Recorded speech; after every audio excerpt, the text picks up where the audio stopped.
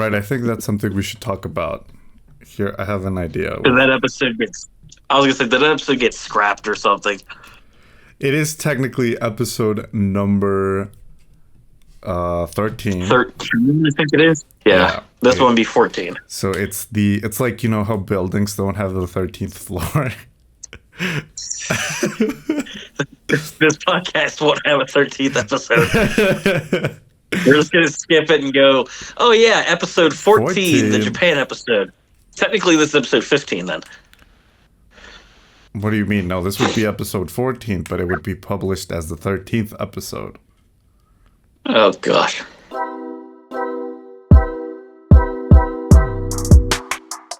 Hey, I'm Emilio. Hey, I'm Ryan. And welcome to the Terminally Online Pen Pals podcast. We're two friends that have only ever met through the internet. Join us as we talk about our lives in this epic show. And the show starts now.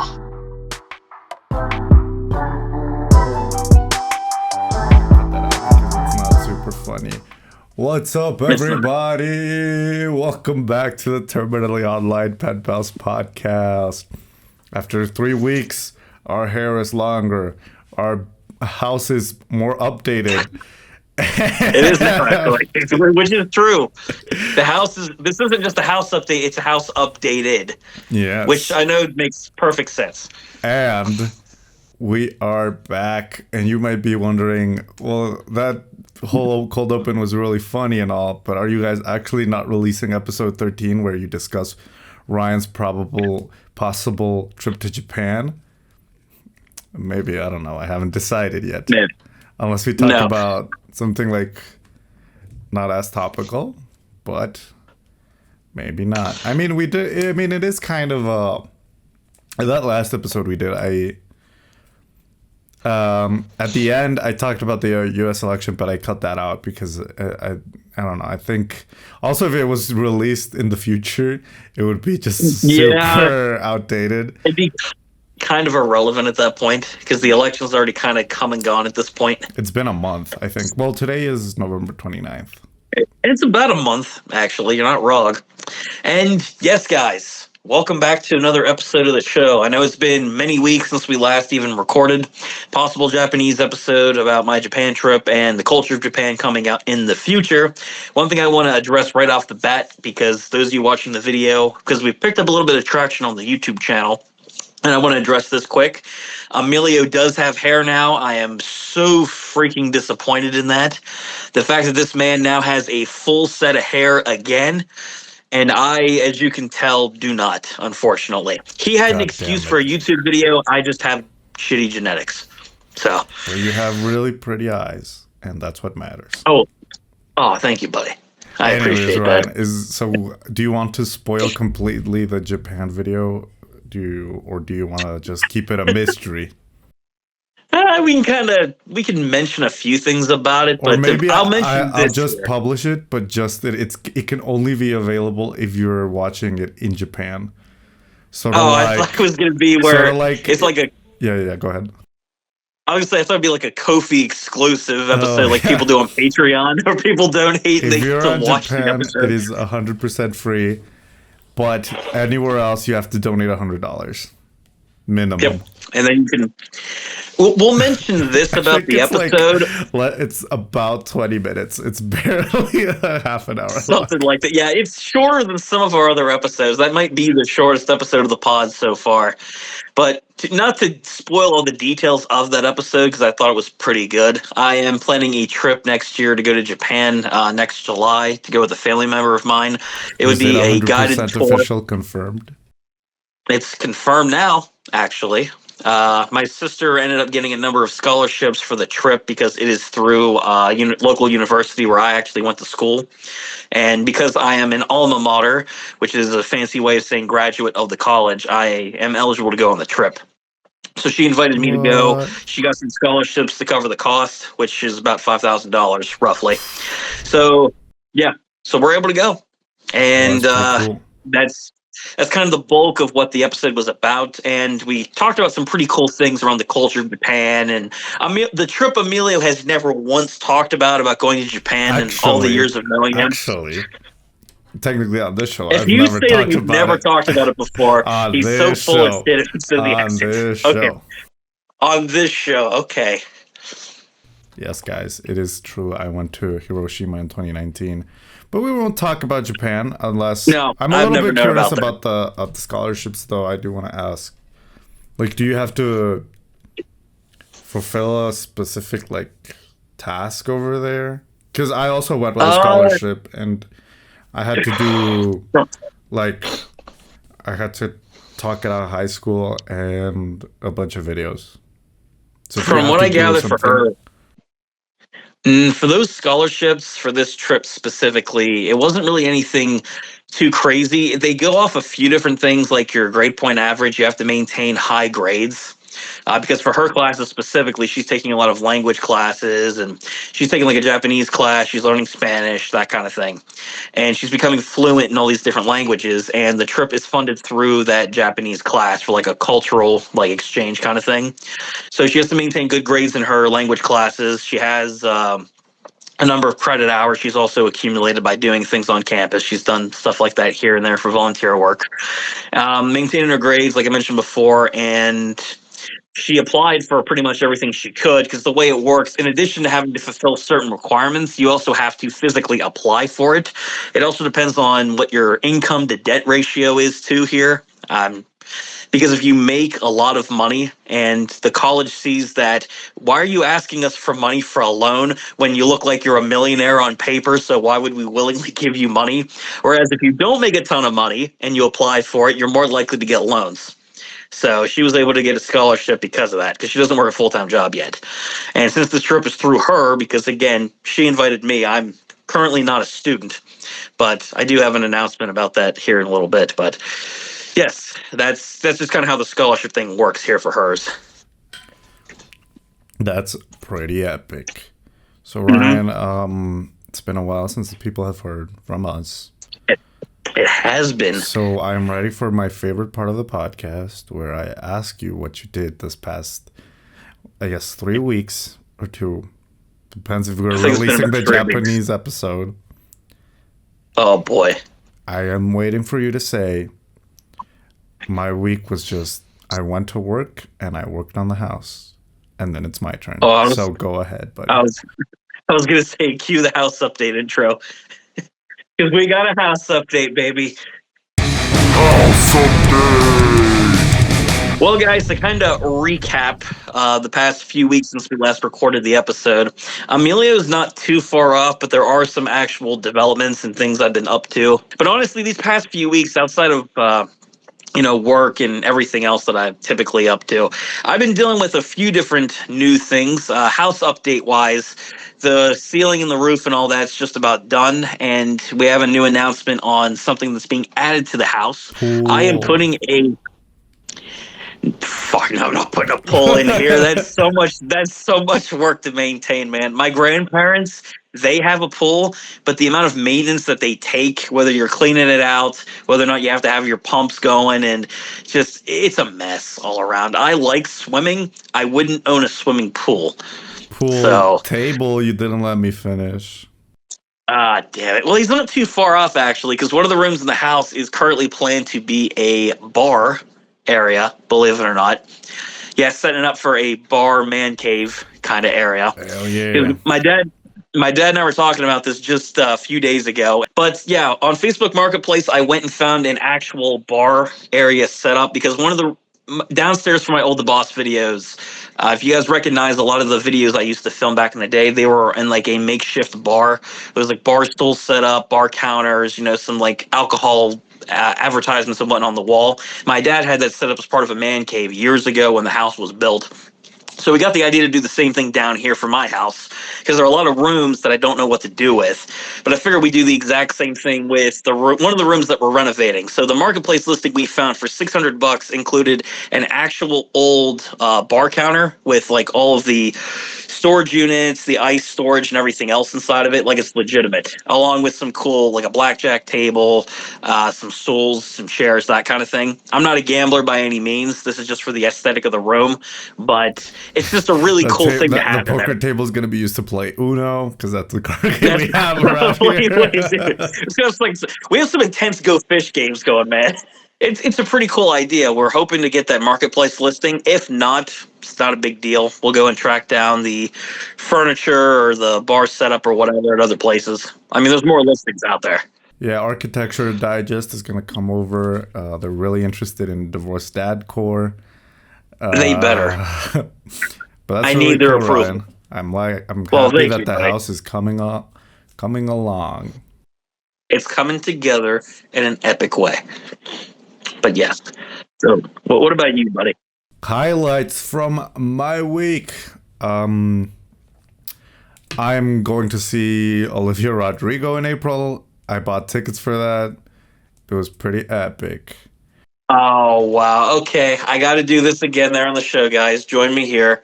Nerd alert. We got a nerd alert guys. here. Nerd alert. I'm going with my sister and my cousin. It's going to be a great family trip. It's not Japan, but it definitely felt as expensive. Because holy crap. Well, are we talking like $1,000 a ticket? Because I know how that's average how much a ticket for no, Japan. It wasn't that. Well, no, I think it was just, I think in total, like considering like travel costs, because it's not in my city, and travel cost and the ticket, I think is just $400, which is still a lot. I paid that for a car fob, much less going to a show. So what am I doing with my money? I should be buying tickets like Emilio here to see shows. I've only ever seen one opera or orchestra. That's kind of cool. I don't think they're 400. Well, it depends actually. Yeah. Anyway, so that's kind of excited, except it's all the way until April. My company had an event in Mexico City, and I went there and helped doing social media stuff and hosting. It was fun and stressful at the same time because it was pretty, I don't know, I don't want to say it was annoying because I understand why I had to do it. Okay. But, there was at least 2 people that couldn't speak Spanish and some people that couldn't speak English. So I forgot that some people, like I would say something to someone and be like, okay, we should fix this by doing this. And then someone else would respond and be like, you know what? We should do this and that. And it would be the exact same thing I had just said. Yeah. I'm still sorry about that, by the way. I don't speak Spanish and I was drunk, so I couldn't speak English either. I'm sorry. I apologize now. Yeah, it's okay, dude. I forgive you. But I got to meet a lot of cool people and do a lot of cool stuff. And I have a very funny anecdote of... Oh, no. So, guys, some context. As you guys know, Katy Perry's career is going through a rough patch. Okay. If we start this off with a Katy Perry example, this better be good. Hold on. So, she's kind of crashing in the U.S. market, and she's trying to sort of gain a lot of popularity in the Mexican market. So she came over to a show called Venga la Alegría, which is a morning show type thing, to do an hour with that team. And a lot of people were saying it was an extremely cringy TV moment.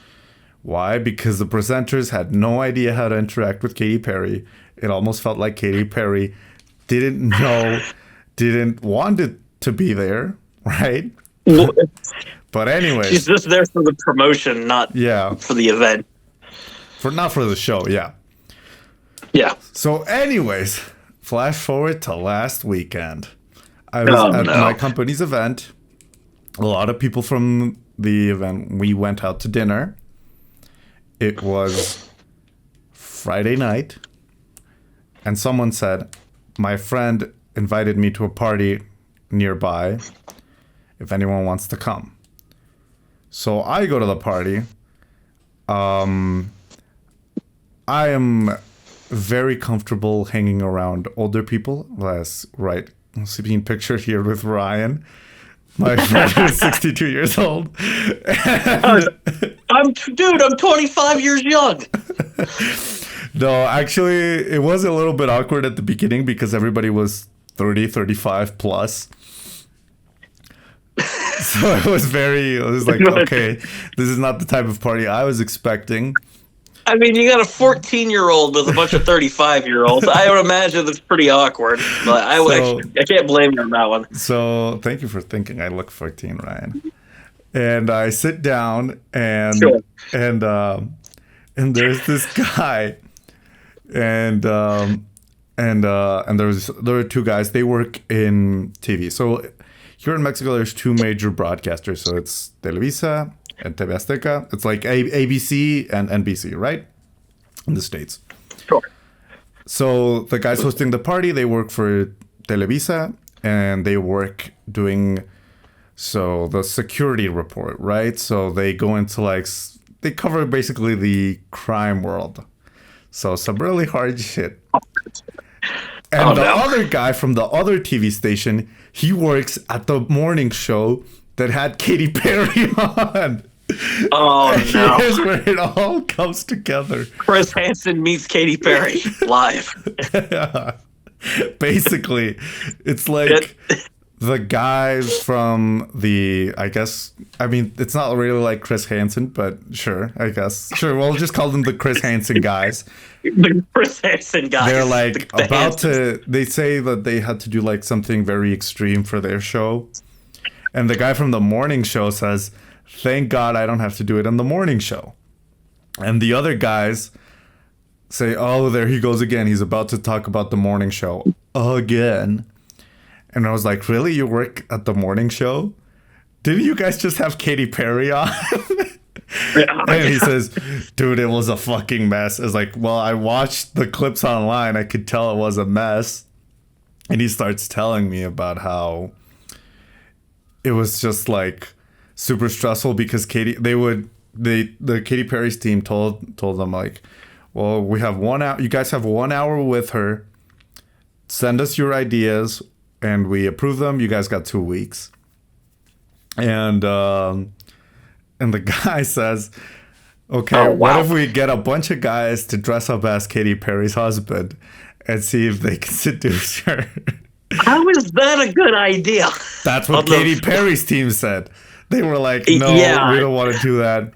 They say, no. Okay, then let's just take her out to eat tacos, right? Because we're in Mexico, blah, blah, blah. Katy Perry's team said, no, we're already doing that on a different show. That sounds really boring. Why are they doing that in general, I wonder? You spend all this time and money getting a famous celebrity down, controversial or not, and then you go, hey, let's go to a corner stand and eat a bunch of tacos for an hour. Technically, it's free because the media corporation that owns this TV show owns the arena where Katy Perry is presenting. So as a part of the deal, she has to do this media appearance. Okay, I guess that makes sense. The budget's going to good use. So what do I know? Technically, they're not losing money.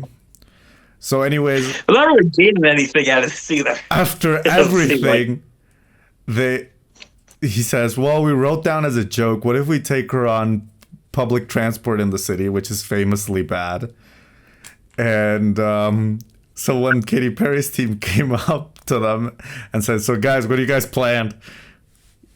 Well, we only have taking her out on a shitty bus ride of the city. Take her out in the Worm out there in Mexico. I mean, that's just in my city alone. This was in Mexico City. Oh, come on. Go out to Leon, put her on the bus. Put her on the Worm. That would have been a good fucking interview. There you go. We're better ideas than the entire team. We're just two guys. Idea. That's 30 people working on that show. And exactly. And he he said, we basically had to figure out, they said, oh, the bus idea, that sounds really cool. And like, for some reason, Katy Perry's team liked it. They thought it was a good idea.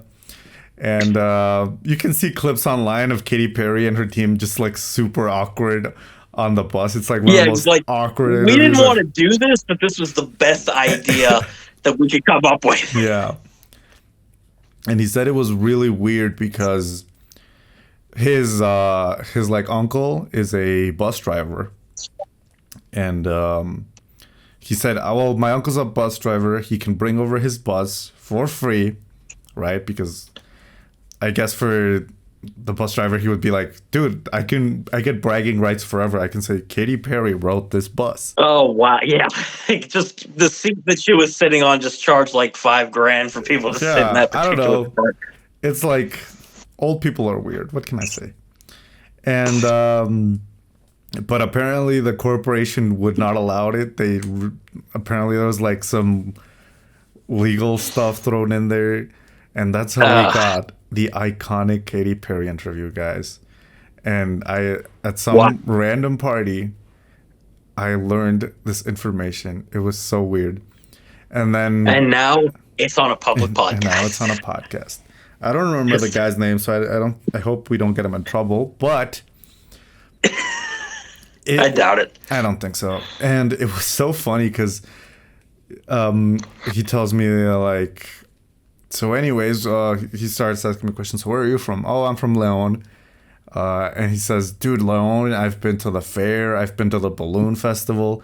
All things that if you come for the first time to the city, they're pretty cool. But once you live here, you kind of get tired of it. Yeah. It's like, well, this is cool for the first few hours. I'm ready to go now. And then you realize you already realize you have a house here. I was doing my best at faking like, yeah, those events are so much fun, especially after seeing them 22 years in a row. Woohoo! And no, but it was very funny because then he asked me like, so who do you know at this party? I was like, well, because it was a birthday party. Yeah. And I said, well, my company organized this event, and one of the participants invited a bunch of us to a party and she also didn't know anybody here except her friend who was invited by the husband of the person we're celebrating. And that's how I got here. What a tangled web we weave. And it was very funny because his wife was there, who apparently is a screenwriter. And she starts saying like, have you ever been to this place? She didn't know I was from out of town.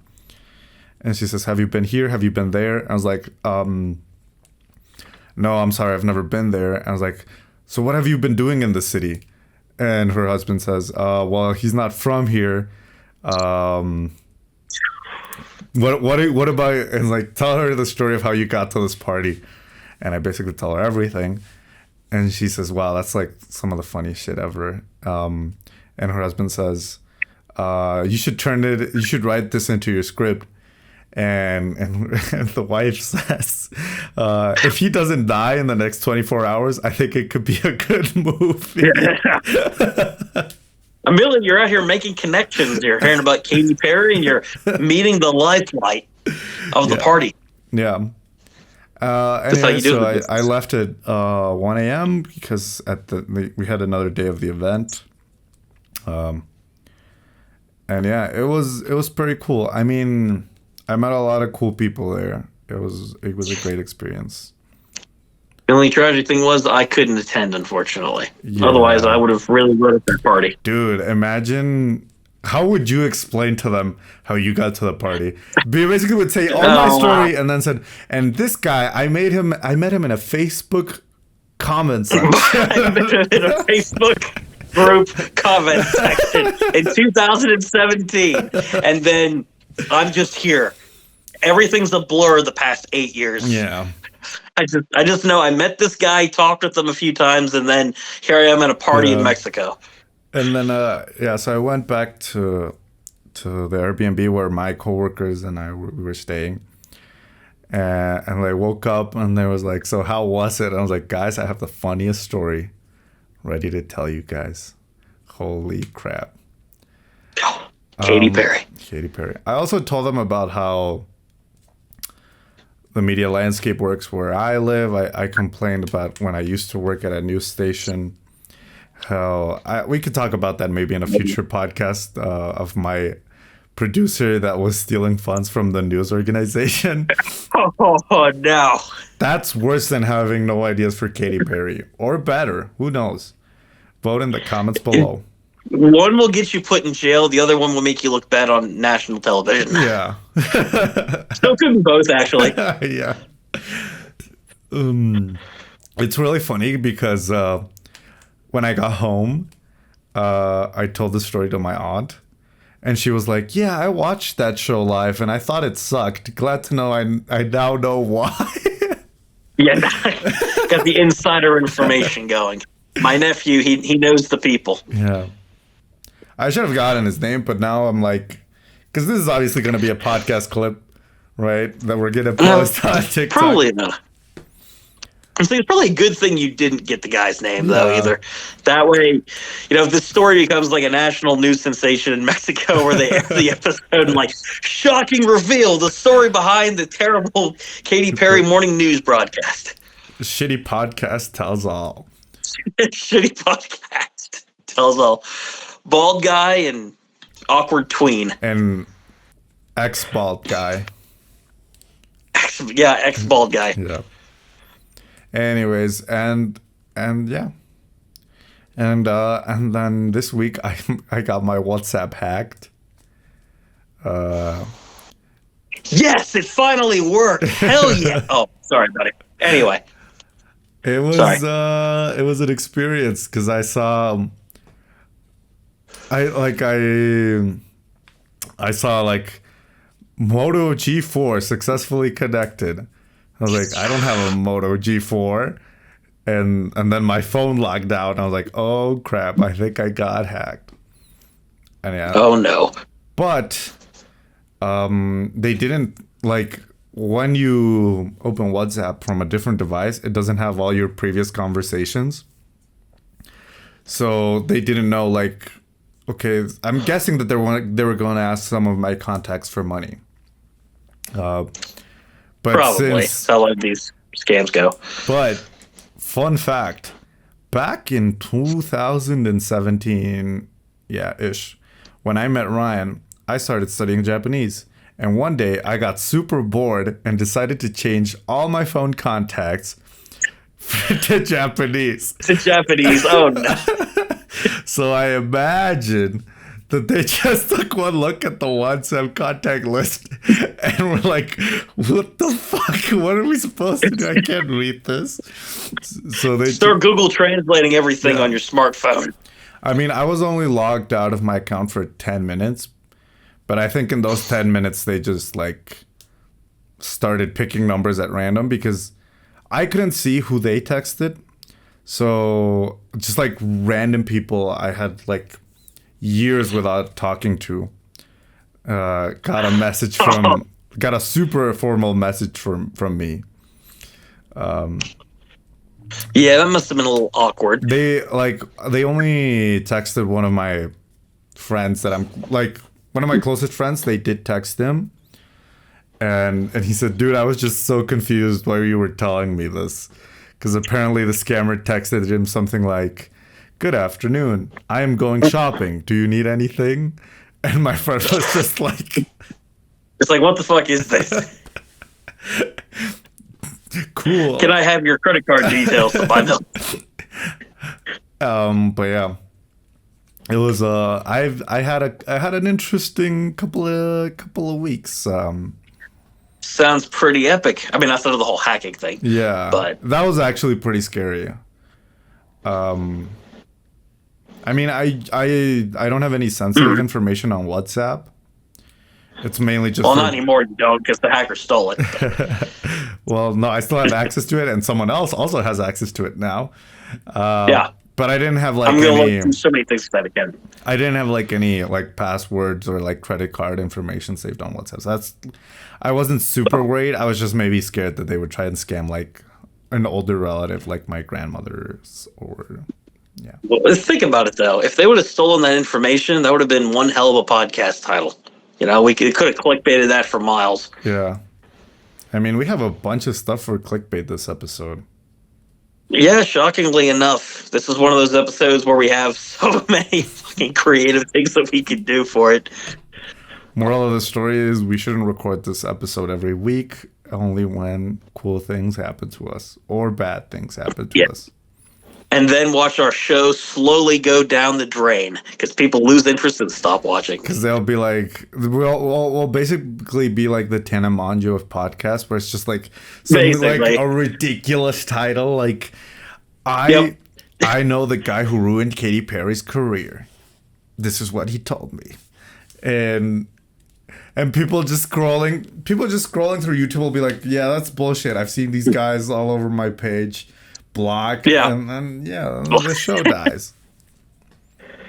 That's true. But at the very least, I think people expect a certain thing from us now. It's like, yeah, it's crappy content, but we expect to see it in my inbox every week. So it's like I might watch it. And if you want to see us every week, subscribe to this YouTube channel, follow us on Spotify, follow us on Apple Podcasts, give this video a like. Turn on notifications. All notifications, not occasional. Every single thing we do. If Ryan has another nail on his foot, you want that notification on your phone. You want to hear about it, guys. My second tetanus shot and how I lost my foot to gangrene. And not just that, everybody.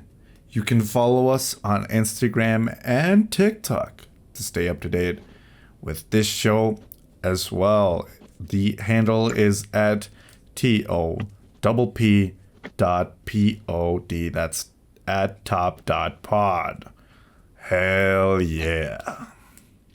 Hell yeah. All the epic social medias, guys. Thank you for checking out this epic episode of the podcast. Follow all the socials. Keep up to date with all the latest and greatest content that we come up with. And yeah, we'll be back next time with more epic content. Goodbye. And let us know if you want us to release a Japan episode or what we should do with it. But goodbye. Don't forget to donate. That's staying in. That's important. Can't believe I almost forgot about it.